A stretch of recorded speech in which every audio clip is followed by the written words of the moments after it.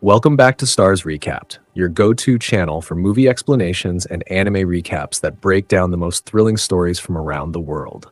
Today, we're diving into the live-action anime movie Assassination Classroom Explained. This Japanese sci-fi action comedy is a fan favorite, mixing high school drama with wild, over-the-top action. The story begins when a mysterious alien creature destroys most of the moon and threatens to wipe out Earth within a year. But instead of going full villain, he decides to become a high school teacher.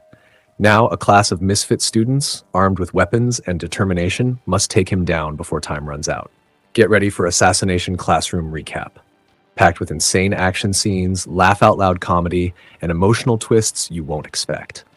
If you love anime movies explained in English, sci-fi action recaps, or just want to see how a bunch of underdog students try to kill their alien teacher, you're in the right place.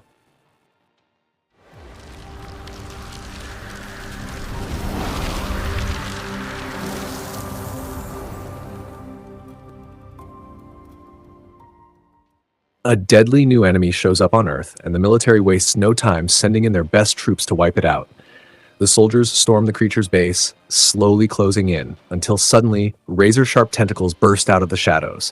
Chaos breaks loose, bullets fly everywhere, but one by one, the entire squad is taken down. But here's the twist. Weeks later, that same monster is seen, teaching in a high school classroom. Looking like a weird mix of an octopus and a smiley face, the creature casually calls roll while his students fire rubber bullets at him, desperately trying to take him out. So how did a bunch of teenagers end up trying to assassinate their own teacher? To understand that, we need to go back to the beginning. These kids belong to Class 3E, the lowest ranking group in Kunugigaoka Academy. While Class 3A was filled with top scorers destined for success, Class 3E was considered a failure. As punishment, they were banished to a rundown building on the edge of campus, isolated so they wouldn't contaminate the elite students. And that's where the story of this bizarre classroom begins. When the students walk into class, they get the shock of their lives. Their new teacher isn't human at all. It's the alien who blew up part of the moon, and he's promised to do the same to Earth once they graduate. That's when Tadaomi Karasuma, a government agent from Japan's Ministry of Defense, steps in. He tells the class their mission is simple: take down their teacher before graduation, or the world is finished. But there's one problem. This creature is insanely fast. Even trained operatives haven't been able to land a single hit on him. The strange yellow being then explains his deal with the government. He doesn't mind if the students try to kill him as long as he gets to stay on as their teacher. To help, Karasuma introduces special knives and bullets designed to pierce the alien's body. They're completely harmless to humans, but deadly to him. To prove it, the creature grabs a gun, fires into his own tentacle, and the limb explodes, only to instantly regenerate seconds later, shocking the class. No one knows why he agreed to this arrangement, but he assures them he'll never harm his students. On the other hand, anyone who succeeds in killing him will earn a massive reward, 10 billion yen, or about $77 million. From that day on, Karasuma joins as their assistant teacher, drilling the kids in combat skills. Soon, another instructor arrives, Irina Jelovich, a deadly assassin posing as their English teacher. But even armed with heavy weapons, she can't lay a finger on him. During breaks, Karasuma continues sharpening their fighting abilities, and little by little, the class starts improving. One of the brightest students, Nagisa, begins observing their teacher closely. He notices tiny quirks, like how the alien's face color shifts with his mood. That day, 3 of his classmates try to rope him into a so-called perfect plan to take their teacher down. Nagisa isn't convinced it'll work, but eventually he gives in to the pressure. As class goes on, Nagisa quietly finishes his work and walks up to the teacher, but hidden in his hand is a knife. Just as he tries to strike, the alien easily blocks the attack. Nagisa suddenly hugs him, and in that moment, a bomb goes off. Some of the students cheer, thinking the monster has finally been destroyed. But Kayano and others rush to Nagisa's side, worried about his safety. The trio behind the plan explain that they built a grenade packed with special anti-teacher bullets. Their idea was simple. The explosion would take out the alien, while Nagisa would only suffer minor injuries. But then, the class notices something strange. A tough outer shell had covered the creature's body, absorbing the entire blast. And when they look up, they realize the real teacher was untouched, clinging to the ceiling with that trademark grin. It turns out he can shed his skin once a month, creating a hardened layer that makes him nearly indestructible. Furious at the reckless plan, his face flushes red. In a flash, he races to the homes of the 3 students and steals their family nameplates as a warning. He reminds them of the deal. He can't harm them directly, but if they ever endanger their classmates again, their loved ones would pay the price. After scolding them, he calmly asks everyone to return to their seats, as if nothing happened. That's when Kayano asks if he has a real name. The alien admits he doesn't, so she suggests they call him Koro-sensei. To everyone's surprise, the strange teacher loves it, and from that moment, the name sticks. Later that day, Karasuma returns to find the students gathered near the basketball hoop. Irina shows up too, just in time to see Koro-sensei dangling helplessly inside the net. The kids proudly explain that they set up the trap the day before and finally managed to catch him. They open fire instantly. But in the blink of an eye, Koro-sensei slips free and reappears on the school roof, completely unharmed, smirking as always. Not long after, a new face joins the class. His name is Karma Akabani. Once part of the elite Class A, he had been suspended for his violent behavior.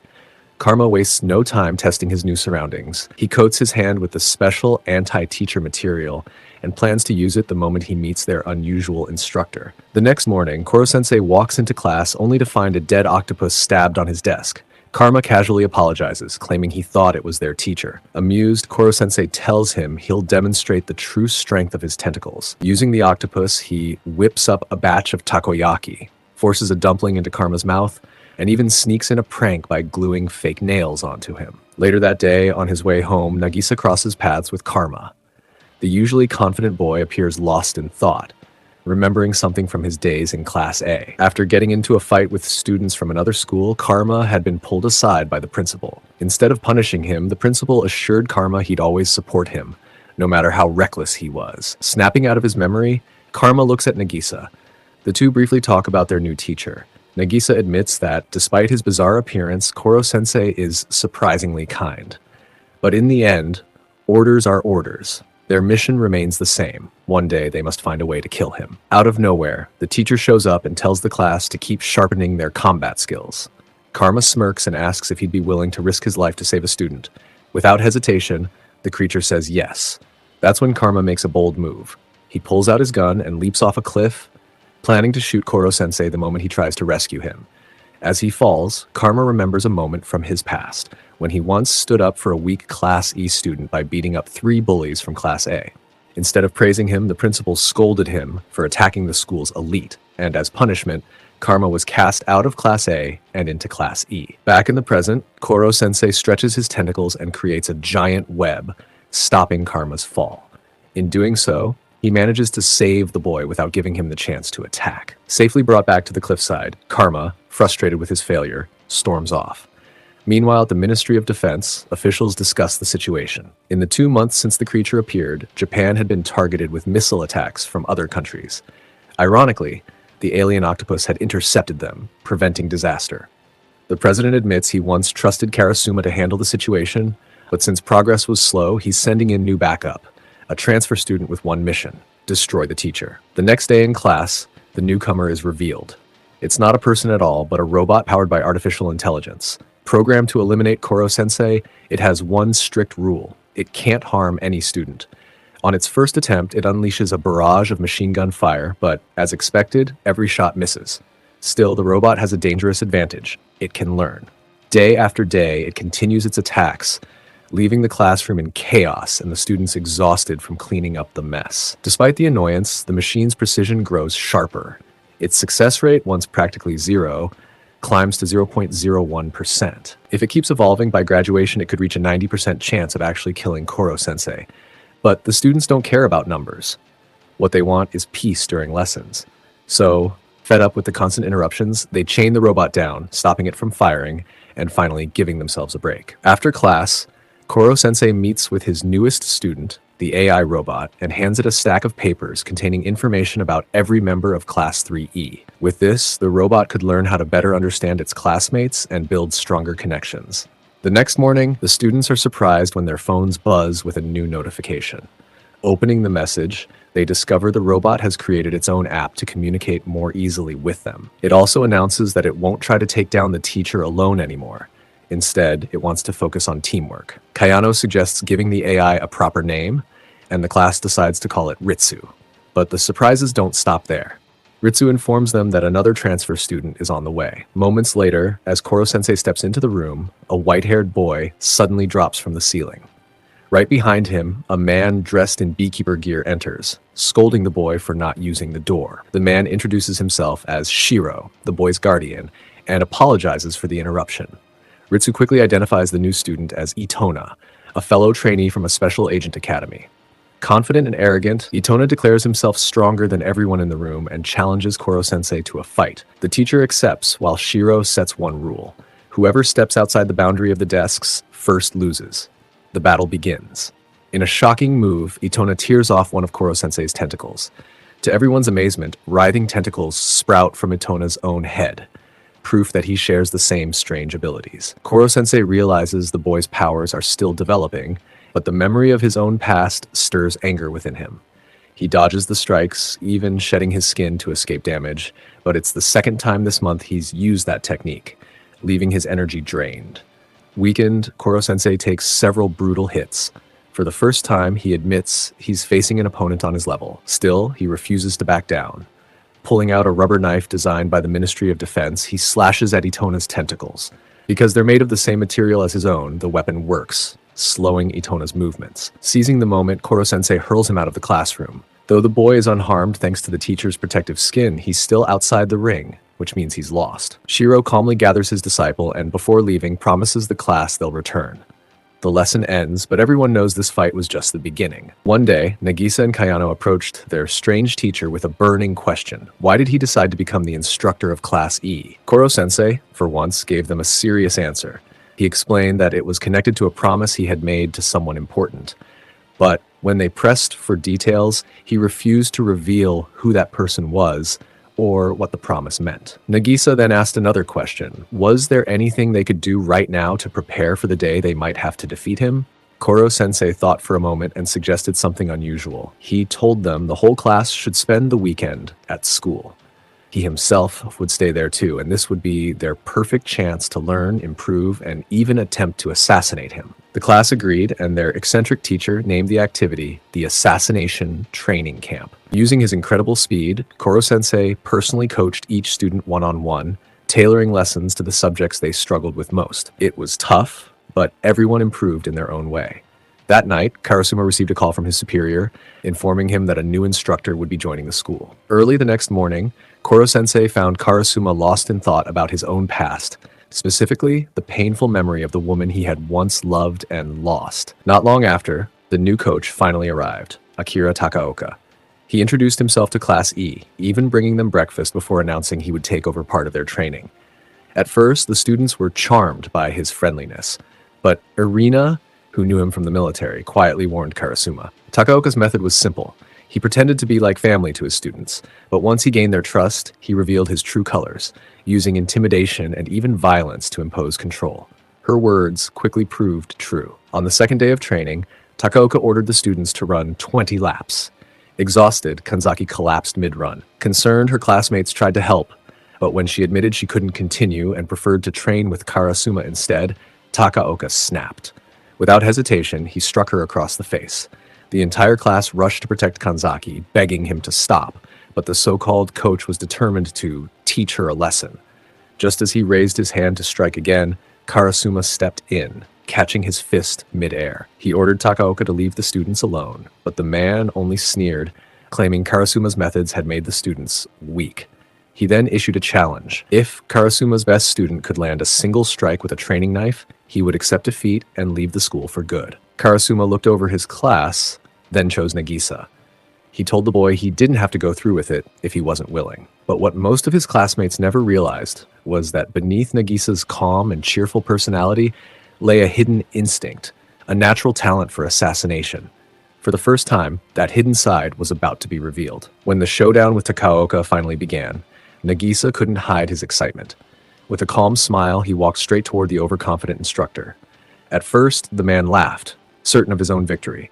But the moment he saw the expression in Nagisa's eyes, his confidence shattered. In a split second, Nagisa slipped behind him and pressed the training knife against his neck, forcing him to the ground. Furious and humiliated, Takaoka demanded a rematch, but Nagisa reminded him of the agreement. He even thanked the man for the lesson, before firmly telling him to accept defeat and leave. Unable to argue, Takaoka left in disgrace, while the entire class celebrated Nagisa for ridding them of that dangerous coach. Days later, During a rainy afternoon, lessons carried on as usual. But when Koro-sensei arrived, the students noticed something odd. His head was swollen like a water balloon.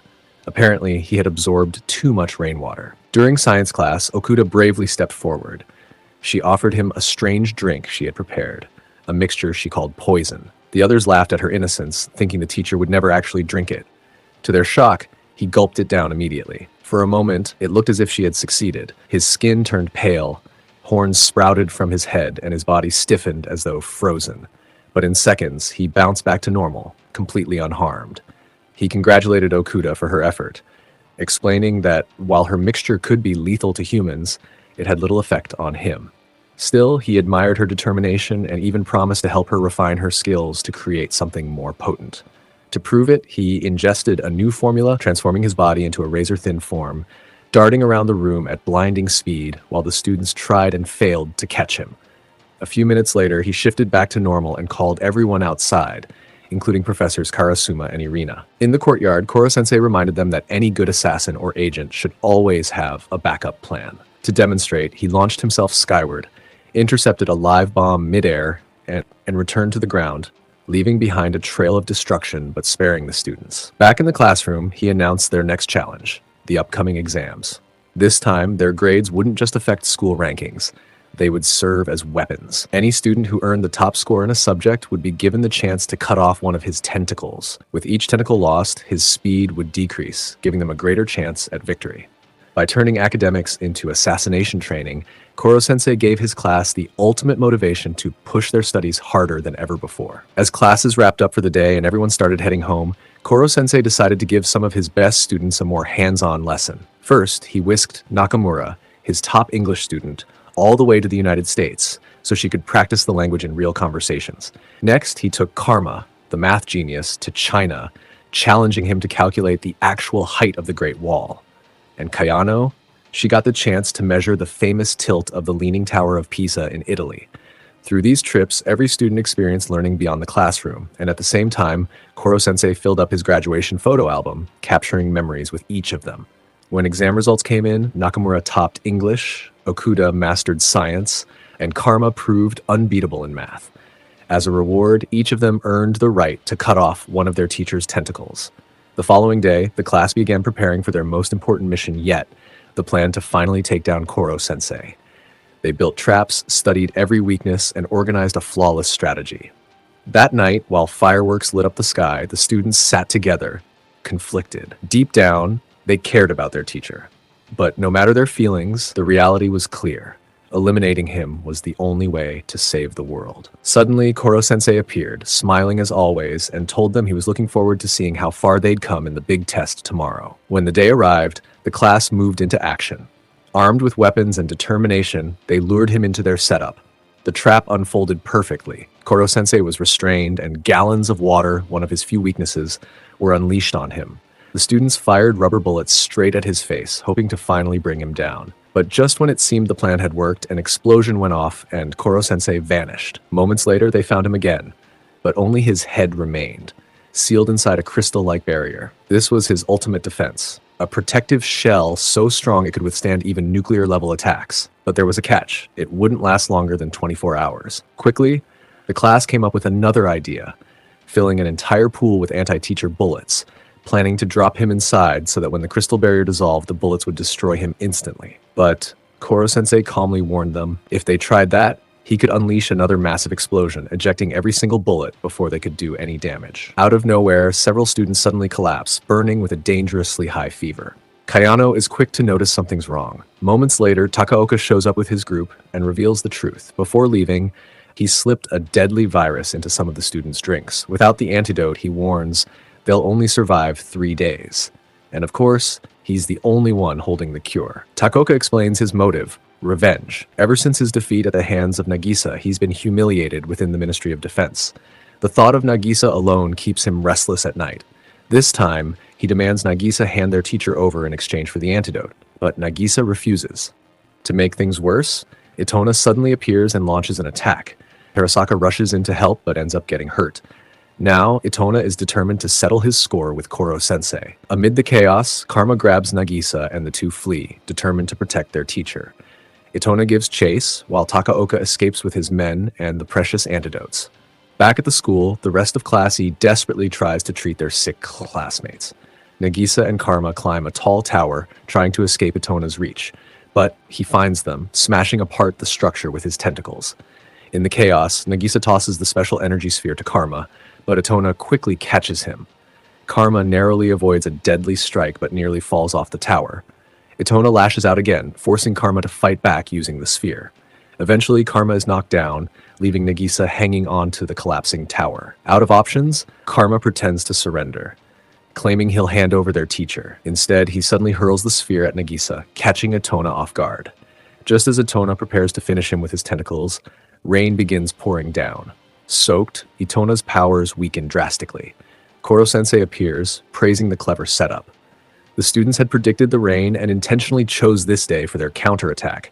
That was their backup plan all along. Smiling, Koro-sensei even tells Itona that if he still wants, he's welcome to join Class E. But before they can rest, Ritsu sends a message. She alerts them about what's happening back at school. When Nagisa arrives with a bag, Takaoka is already waiting. He reveals his scheme to trap Koro-sensei inside a cement container filled with anti-teacher bullets, alongside Kayano. That way, the teacher can't explode his way out without killing a student in the process. Takaoka demands Nagisa hand over the target, but Nagisa pleads with him instead. If Koro-sensei is to be eliminated, he insists it should be done by Class E, by the very students who were trained for this mission. Takaoka shows no mercy to Nagisa's plea. Instead, he takes advantage of the boy's vulnerable position and cruelly stomps on his head. Even under this humiliation, Nagisa keeps calm. A notification from Ritsu pops up on his phone and a faint smile appears on his face. Nagisa pretends to hand Koro-sensei over, but when Takaoka opens the bag, he's stunned to find nothing but a soccer ball inside. Right then, the rest of Class E launches their counterattack, trapping Takaoka's men inside a concrete structure they had secretly prepared. Koro-sensei praises his students, commending Okuda for creating the antidote to save her classmates, and congratulating Nagisa for staying composed even while being humiliated. Moments later, military helicopters arrive, escorting both students and teacher to a secured base. There, the Ministry of Defense unveils their final strategy. They'll confine Koro-sensei inside an indestructible sphere, then bombard him with anti-teacher bullets until he can no longer move. A reinforced shelter is prepared, strong enough to contain even a self-destruction. Before the operation begins, the military grants Koro-sensei one last chance to address his students. On the big screen, the class listens in silence as their teacher delivers his final words. He praises their growth, their determination, and tells them his greatest joy was being their teacher. He ends his farewell with a heartfelt thank you. The countdown begins. The bullets cover the sphere completely, and an enormous explosion shakes the shelter. When the smoke clears, the structure stands firm. Everyone believes the alien has finally been destroyed. Tears stream down the faces of Class E. None of them wanted this ending, but they're forced to accept it. Nagisa cries quietly until a yellow tentacle suddenly appears behind him, offering a tissue. Stunned, he turns around to see Koro-sensei alive and well. While soldiers panic and scatter, the students cheer in relief, overjoyed that their teacher survived. Life at school returns to its unusual routine, including the daily attempts to assassinate the ever-smiling yellow octopus. But the big question remains, can Class 3E truly eliminate Koro-sensei before graduation? Or will the alien teacher carry out his threat to destroy the Earth? And that wraps up today's breakdown of Assassination Classroom. What a wild ride, filled with action, emotion, and some of the most unforgettable teacher-student moments in anime history. If you enjoyed this recap and want more anime movie explanations just like this, don't forget to hit that like button, subscribe to Starz Recapped, and turn on the notification bell so you never miss out. Drop a comment below. Do you think Class 3E will ever defeat Koro-sensei, or will he outsmart them until the very end? We'd love to hear your theories. Thanks for watching Starz Recapped, your go-to place for anime and movie explanations. See you in the next video.